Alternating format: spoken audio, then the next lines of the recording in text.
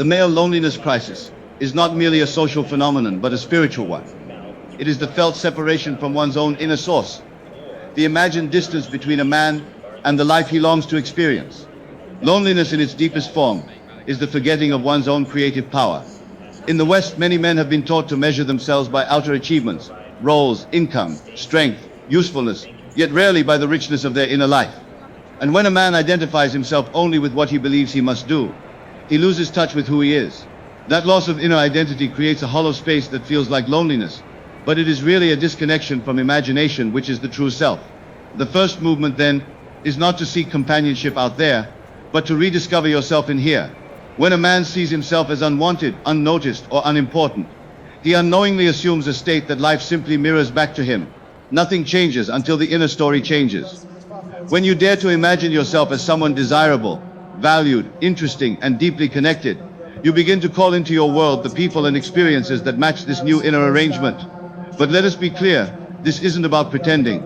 It's about inhabiting a new state of consciousness with the same ease that you slip into a favorite jacket.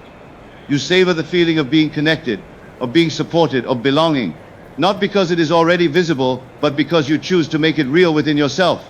And the outer world, faithful servant that it is, reorganizes itself around your assumption. At the same time, human companionship is meant to be enjoyed. Men, like women, of course, need warmth, shared conversation, real friendship, and the simple sense of being seen. There is no weakness in desiring these things.